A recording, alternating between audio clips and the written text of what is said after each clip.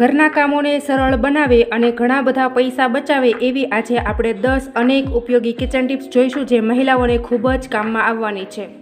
તો સૌથી પહેલી અને ઉપયોગી ટિપ્સ જોઈએ તો અહીંયા મેં એક મોટા પોળા તળિયાવાળા વાસણની અંદર પાણી લીધેલું છે અને ત્યાર પછી અહીંયા મેં ઘણા બધા કાંસકા લીધેલા છે। હવે તમે જોઈ શકો છો કે આ જે કાંસકા છે એ કેટલા બધા ગંદા થઈ ગયા છે અને આ આપણે બ્રશથી સાફ કરીએ તો આસાનીથી સાફ નથી થતા હોતા, આપણે ઘણી બધી મહેનત કરવી પડે છે અને વળી જે આ રીતના કાંસકા હોય એ તો વળી થઈ જતા હોય છે, પણ આ રીતના જે કાંસકા છે એ તો આસાનીથી બિલકુલ સાફ નથી થતા। તો એને સાફ કરવા માટે શું કરવાનું છે એની આજે આપણે એક ઉપયોગી ટીપ જોવાની છે। અને જુઓ, જે પાણી હતું એને મેં ગેસ ઉપર ગરમ થવા માટે રાખી દીધું છે અને ગરમ પણ થઈ ગયું છે અને હવે જે આ કાંસકા છે એ આપણે પાણીની અંદર નાખી દેવાના છે। તો તમે જોઈ શકો છો કે અહીંયા આપણે કાંસકાને એડ કર્યા અને આ પાણી છે એ ઉકળવા લાગ્યું છે, તો બસ આપણે આ પાણીને ઉકળવા દેવાનું છે અને ત્યાર પછી અહીંયા આપણે 1 ચમચી જેટલું મીઠું નાખી દેવાનું છે અને ત્યાર પછી અહીંયા અડધું ફાડું લીંબુનો રસ નાખી દેશું અને ત્યાર પછી અહીંયા મેઇન વસ્તુ આવે છે ઈનો, તો આપણે ઈનો નાખી દઈશું। તમે જેવો ઈનો એડ કરશો એવું આ પાણી છે એ એક્ટિવેટ થવા લાગશે, તમે જોઈ શકો છો।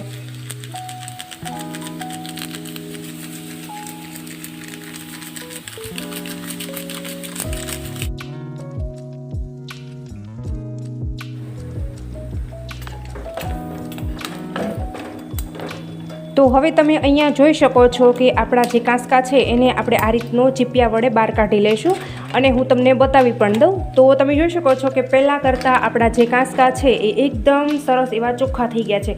તો તમે જોશો કે અહીંયા આપણે સાબુ દેવાની કે બ્રશ કરવાની ઝંઝટ વગર આપણા કાંસકા છે એકદમ સારી રીતે સાફ થઈ ગયા છે। તો આ જે કાંસકા છે એને હવે આપણે ચીપિયા વડે બહાર કાઢી લઈશું।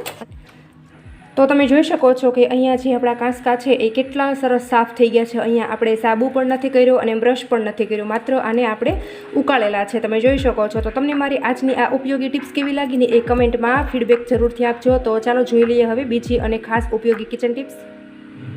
તો અહીંયા બીજી કિચન ટિપ્સ જોઈએ તો અહીંયા મેં 2 બટેટા લીધેલા છે। અહીંયા તમે બટેટાની જગ્યાએ કંઈ પણ લઈ શકો છો, જેમ કે દૂધી છે, ગાજર છે, મૂળો છે, કંઈ પણ લઈ શકો છો।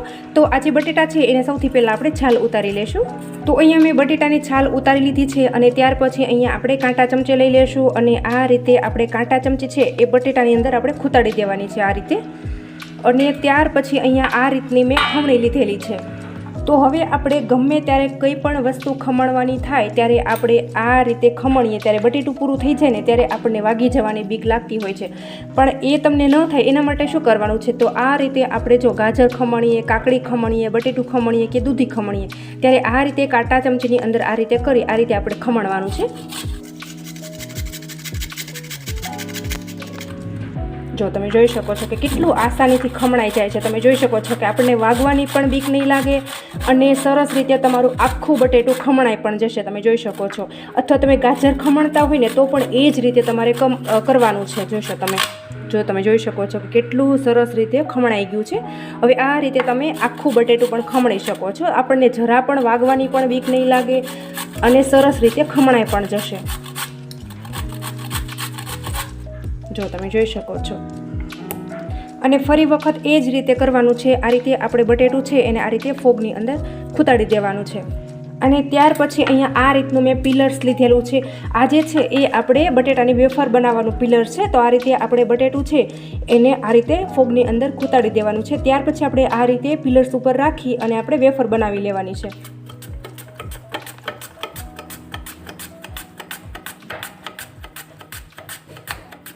તમે જોઈ શકો છો કે કેટલું આસાનીથી વેફર બની જાય છે અને વળી આપણને જરા પણ વાગવાની બીક રહેતી નથી અને સરસ મજાની વેફર બનીને તૈયાર થઈ ગઈ છે મિત્રો। તો તમને મારી આજની આ બીજી કિચન ટિપ્સ કેવી લાગીને એ મને કમેન્ટમાં તમારો ફીડબેક જરૂરથી આપજો અને ચાલો જોઈ લઈએ હવે ત્રીજા નંબરની કિચન ટિપ્સ। તો હવે અહીંયા આપણે ત્રીજા નંબરની કિચન ટિપ્સ જોઈએ તો અહીંયા મેં મગફળી લીધેલી છે અને આપણને બધાને મગફળી ફોલવાનો ખૂબ જ કંટાળો આવતો હોય છે, કારણ કે જે આપણે હાથથી મગફળી ફોલીએ તો આ રીતના જે ટેરવા છે એ આપણને દુખવા લાગતા હોય છે, અથવા આપણે મોઢેથી ફોલતા હોઈએ તો આપણને ઉધરસ ચડતી હોય છે। તો આજે આપણે 1 મિનિટમાં ઢગલો મગફળી કેવી રીતે ફોલવીને એની આપણે કિચન ટિપ્સ જોઈ લઈશું। તો એના માટે જો મેં આ રીતનો આપણે જે રોટલી ચેડવવાનો ચીપિયો આવે છે ને એ મેં લીધેલો છે અને આ ચીપિયો છે છે એને આપણે આ રીતનું હેન્ડલ હોય આ રીતે એ ભાગ આપણે પકડવાનો છે અને આ રીતે આપણે મગફળી લઈ લઈશું અને આ રીતે આપણે પ્રેસ કરવાનું છે. જો આ રીતે કરશો એટલે આસાનીથી જે એનું મોઢું છે ને એ ખુલી જશે. તમે જોઈ શકો છો. બસ આ રીતે કરી અને ફટાફટ આપણે આ રીતે કરી લેશું. જો આ રીતે આપણે પહેલાં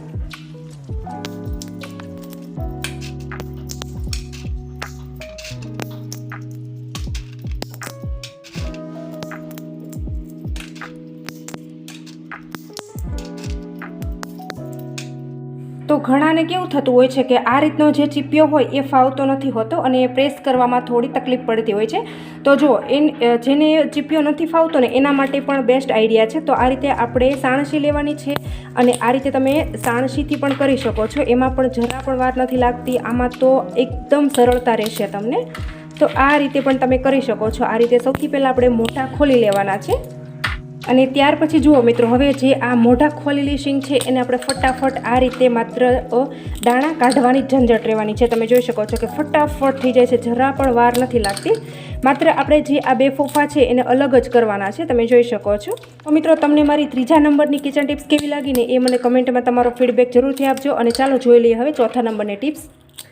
તો અહીં મેં એક બાઉલ લીધેલું છે, નાનો વાટકો લીધેલો છે અને એની અંદર આપણે કોલગેટ નાખી દેવાની છે. તો અહીંયા તમે કોઈ પણ કંપનીની કોલગેટ યુઝ કરી શકો છો, કે એવું જરૂરી નથી કે આપણે દંતક્રાંતિ જ લઈ શકાય. કોઈ પણ કંપનીની કોલગેટ તમે લઈ શકો છો. અને ત્યાર પછી અહીંયા આપણે કોલગેટ સાથે થોડો ઈનો એડ કરી દેવાનો છે અને 1 ચપટી જેટલા બેકિંગ સોડા એડ કરી દઈશું. હવે તમે આની ઉપર થોડો લીંબુનો રસ એડ કરશો ને એટલે આ બધી વસ્તુ સરસ રીતે એક્ટિવેટ થઈ જશે. તમે જોઈ શકો છો. અને ત્યાર પછી અહીંયા તમે જોઈ શકો છો કે આવું જે વધારાનું ફેંકી દેવાનું બ્રશ હોય ને એ આપણે લેવાનું છે અને આ બધી વસ્તુને સરસ રીતે આપણે મિક્સ કરી લઈશું. તો ચાલો હવે હું તમને બતાવી દઉં કે આનો ઉપયોગ કઈ રીતે કરવાનો છે. તો હવે તમે જોઈ શકો છો કે આ રીતના નળ બધાના ઘરમાં હોય જ છે. તો આ જે નળ છે ને એમાં ક્ષાર લાગી જતો હોય છે, એટલા માટે એ બહુ ગંદા થઈ જતા હોય છે. તો આ રીતનું આપણે લિક્વિડ તૈયાર કરવાનું છે અને આ રીતે આપણે નળ પર સરસ રીતે ઘસી લેવાનું છે. આ રીતે આમ તો આપણે વધારે ઘસવાની જરૂર નહીં પડે, માત્ર તમે આ જે બનાવેલી પેસ્ટ છે એને તમે લગાવશો એટલે સરસ એવું એ થઈ જશે. નળ એકદમ ચમકદાર થઈ જશે. તો આમાં જેટલો પણ ક્ષાર હશે ને એ બધો ક્ષાર નીકળી જવાનો છે. અને જુઓ, ત્યાર પછી તમારે આ રીતે આજુબાજુમાં પણ ગંદુ થઈ ગયું હોય તો પણ તમે આ રીતે ઘસી શકો છો. આ બધી વસ્તુ સરસ એવી સાફ થઈ જવાની છે મિત્રો.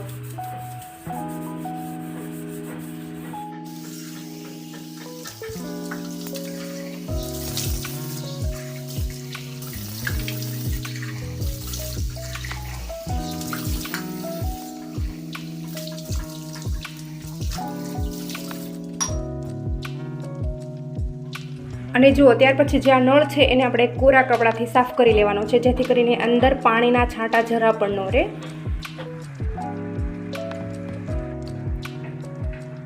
તો મિત્રો, તમને મારી 4થા નંબરની કિચન ટિપ્સ કેવી લાગીને એ મને કમેન્ટમાં તમારો ફીડબેક જરૂરથી આપજો. અને ચાલો જોઈ લઈએ હવે 5મા નંબરની કિચન ટિપ્સ. તો હવે અહીંયા આપણે કિચન ટિપ્સ જોઈએ. તો આ રીતના લાઇટર આપણે બધાના ઘરમાં હોય છે, પણ ક્યારેક એવું બને કે કામ કરતાં કરતાં આપણું લાઇટર પલળી જતું હોય છે અથવા આની અંદરથી જે નાનો અંગારો નીકળે છે એ નીકળવાનું બંધ થઈ જતું હોય છે. હવે તમે જોઈ શકો છો કે આ રીતે હું લાઇટરને કરું છું તો એનાથી ગેસ સળગતો નથી, મતલબ કે લાઇટર છે એ આ રીતે પલળી ગયું હોય છે અથવા તો એમ કે ભેજ લાગી ગયો હોય છે. તમે જોઈ શકો છો. તો આને સારું કરવા માટે શું કરવાનું છે એની આપણે આજે કિચન ટિપ્સ જોઈશું.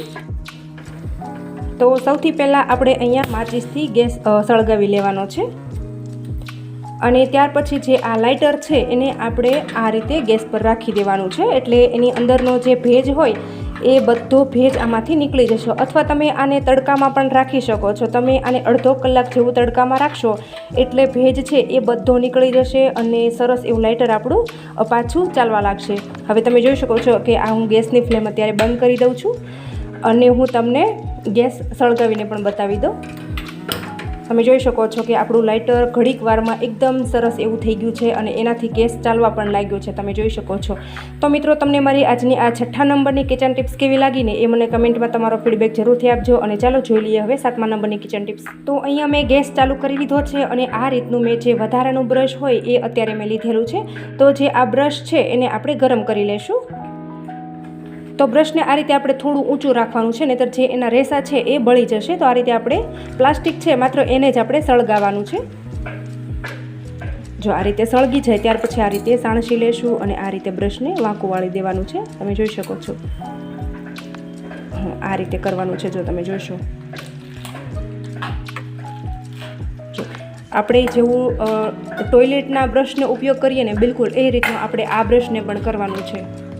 તો હવે તમે જોઈ શકો છો કે અહીંયા મેં ખૂબ જ ગંદુ મિક્સર લીધેલું છે. હવે આપણે જ્યારે પણ મિક્સરમાં કંઈ પણ પીસીએ ત્યારે આ રીતની જે પેસ્ટ હોય ને એ આજુબાજુમાં પાણી થઈ અને નીકળી જતી હોય છે અને મિક્સર ખૂબ જ ગંદુ થઈ જતું હોય છે.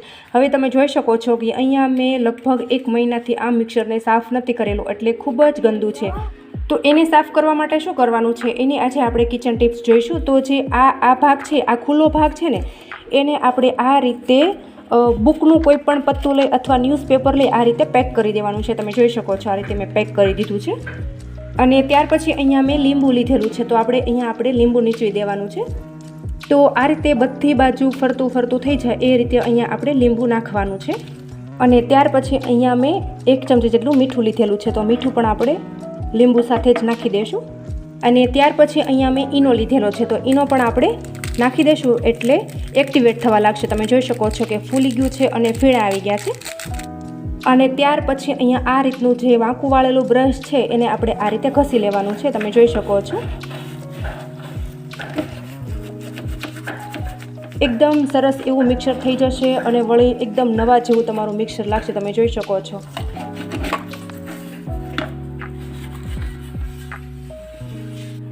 અને ત્યાર પછી આ રીતે આપણે ફોગ લેવાનું અને ફોગથી આપણે આ રીતે કોઈ પણ એક સાફ કપડું લઈ આ રીતે આપણે ફેરવવાનું છે એટલે જે આ લીંબુનું પાણી છે એ બધું આ કપડામાં શોષાઈ જશે.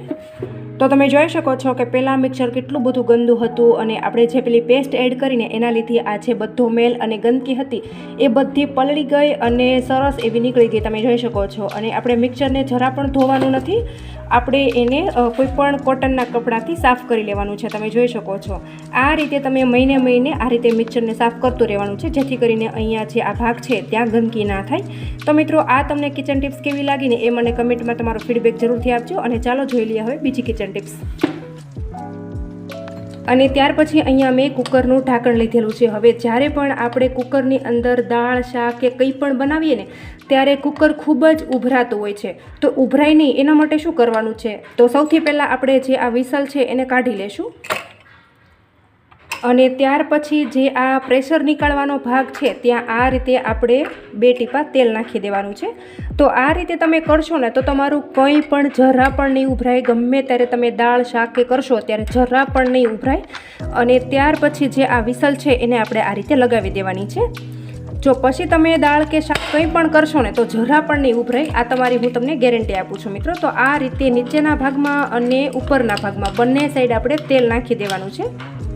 તો મિત્રો આ આઈડિયા તમને કેવો લાગ્યો એ મને જરૂરથી કહેજો. તો ચાલો જોઈ લઈએ હવે આગળની ટિપ્સ. તો અહીંયા આપણે આગળની ઉપયોગી ટિપ્સ જોઈએ તો અહીંયા મેં એક નેલ પોલિશ લીધેલી છે. તો આ જે નેલ પોલિશ છે એને આપણે આપણા નખ ઉપર કરી લેવાની છે આ રીતે.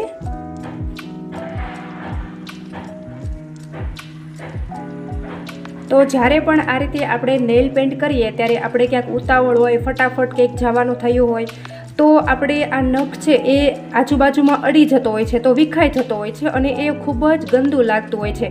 તો આ ફટાફટ સુકાઈ જાય એના માટે શું કરવાનું છે એનો હું તમને આજે આઈડિયા આપું છું. તો અહીંયા મેં એક વાટકીની અંદર પાણી લીધું છે અને જે આ નેલ પેન્ટ કરેલો નખ છે એને આ રીતે આપણે અડધી અથવા 1 મિનિટ સુધી ડુબાડીને રાખવાનો છે.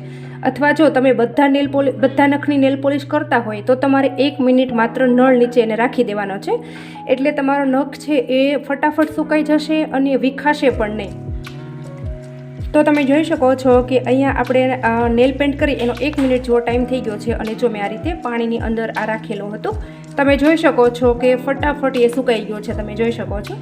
તો આ ટિપ્સ તમને કેવી લાગીને એ મને કમેન્ટમાં તમારો ફીડબેક જરૂરથી આપજો. અને ચાલો જોઈ લઈએ હવે આગળની ટિપ્સ. તો હવે અહીંયા આપણે આગળની ટિપ્સ જોઈએ તો અહીંયા મેં 2 વાટકા લીધેલા છે અને આ જે 2 વાટકા છે એ સેમ સાઇઝના વાટકા છે.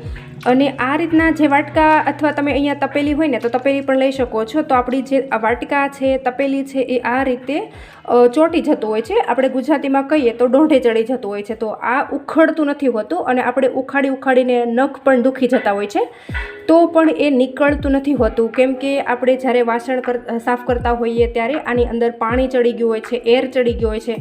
એના લીધે છે ને આ નીકળતું નથી હોતું. તો એને નીકળવા માટે શું કરવાનું છે એની હું તમને એક ટિપ્સ આપું છું. અહીંયા મેં ગેસ પર ગરમ કરેલું હુંફાળું પાણી લીધેલું છે, મતલબ કે નોર્મલ એવું ગરમ પાણી લીધેલું છે. તો જે આ દોઢે ચડી ગયેલા વાટકા છે એને આપણે આ રીતે અંદર રાખી દેવાના છે, અથવા તમે ગેસ પર પણ રાખી શકો છો. આ રીતે આપણે થોડીવાર એને ડૂબાડીને રાખવાના છે. જો આ રીતે તમે થોડીવાર એને ફેરવશો ને અને ત્યાર પછી તમારે આ રીતે એને ધીરેથી ખેંચી લેવાના છે. આ રીતે જો આ રીતે. તો ખૂબ જ ઉપયોગી ટીપ છે. જો તમારે આ રીતે થાય તો તમે પણ આ રીતે જરૂરથી કરજો. તો ચાલો જોઈ લઈએ હવે આપણે આગળની ટિપ્સ. તો હવે ત્યાર પછી અહીંયા ખૂબ જ ઉપયોગી ટિપ્સ જોઈએ. તો અહીંયા આ ટિપ્સ તો મહિલાઓ માટે ખૂબ જ કામ આવવાની છે. હવે આપણે ક્યાંક પ્રસંગમાં જવાનું થયું હોય તો આ રીતે આપણે ઘરમાં કંઈ પણ આ ચાંદીની વસ્તુ પડી હોય અને એ આપણે પહેરવાની હોય તો આ રીતે ખૂબ જ ગંદી થઈ ગઈ હોય છે, કાળી થઈ ગઈ હોય છે. તો એને કેવી રીતે સાફ કરવાની છે એની આપણે એક ટિપ્સ જોઈશું. તો સૌથી પહેલાં અહીંયા મેં અડધું ફાડું લીંબુનું લીધેલું છે અને અહીંયા આપણે આ ચાંદી અંદર આપણે લીંબુ નાખી દેવાનું છે. અને ત્યાર પછી અહીંયા થોડા આપણે બેકિંગ સોડા નાખી દઈશું અને ત્યાર પછી અહીંયા આપણે થોડો ઈનો નાખી દેવાનો છે અને થોડું અહીંયા મેં કોલગેટવાળું પાણી લીધું છે તો એ પણ આપણે મિક્સ કરી દઈશું. તો હવે તમે જોઈ શકો છો કે અહીંયા મેં જેવું કોલગેટવાળું પાણી એડ કર્યું એવા તરત જ આની અંદર ફીણા થવા લાગ્યા છે, કારણ કે આપણે આની અંદર સોડા અને ઈનો એડ કરેલો છે. તો આપણે અહીંયા ચાંદી છે એને 5-10 મિનિટ આમનામ પડ્યું રહેવા દેવાનું છે, એટલે એકદમ એની અંદરનો જે મેલ છે એ બધો નીકળી જશે અને ચાંદી એકદમ સરસ એવું ચોખ્ખું થઈ જશે. હવે આપણે આને થોડી વાર પડ્યું રહેવા દઈશું. તો તમે જોઈ શકો છો કે લગભગ અહીંયા 10 મિનિટ જેવો ટાઈમ થઈ ગયો છે અને હવે આપણે આ બાઉલ છે એને ઊંચું કરી અને એક ડીશ નીચે રાખી દઈશું, જેથી કરીને પાણી નીચે ન ઢોળાય. તો હવે જે આ ચાંદી છે એને આપણે બહાર કાઢી લેવાનું છે. તો તમે જોઈ શકો છો કે અહીંયા આ પાણી છે એ કેટલું બધું ગંદુ થઈ ગયું છે અને જે મેલ હતો ને એ બધું નીકળી ગયો છે. અને અહીંયા તમે ચાંદી પણ જોઈ શકો છો. હવે આપણે આને સાફ પાણીથી ધોઈ લેવાનું છે. તો આ રીતે હાથમાં લઈ આપણે સરસ રીતે ચોખ્ખું કરી લઈશું, ધોઈ લઈશું.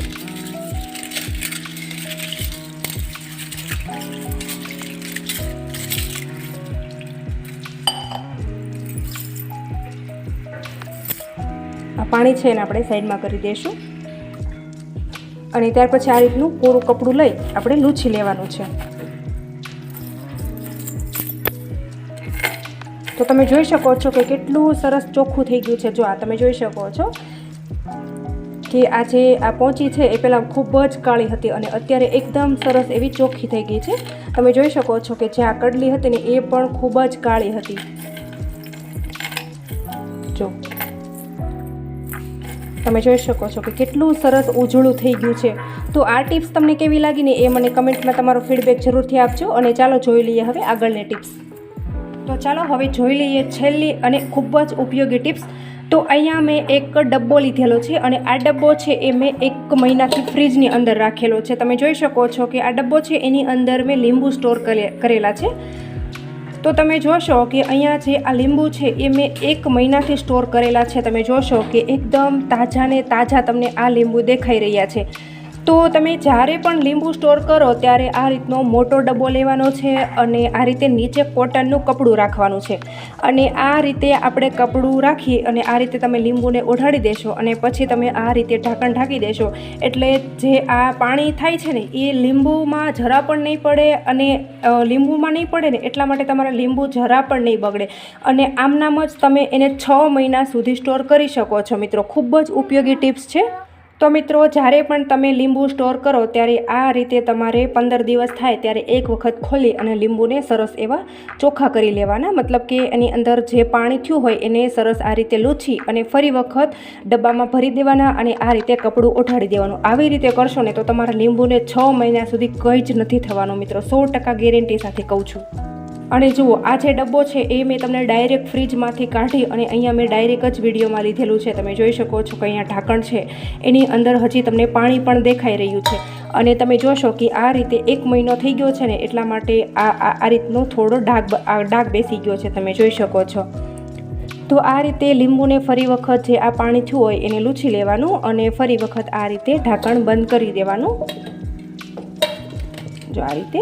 તો મિત્રો, તમને મારી આજની આ 10થી વધારે અનેક ઉપયોગી કિચન ટિપ્સ કેવી લાગીને એ મને કમેન્ટમાં તમારો ફીડબેક જરૂરથી આપજો. અને તમે આ વિડીયો ક્યાંથી જુઓ છો ને એ પણ મને કમેન્ટમાં લખવાનું બિલકુલ નહીં ભૂલતા મિત્રો. તો જુઓ મિત્રો, આવી અનેક ઉપયોગી કિચન ટિપ જોવા માટે વિડીયોને લાઇક કરી ચેનલને સબસ્ક્રાઈબ કરી દેજો. Thank you.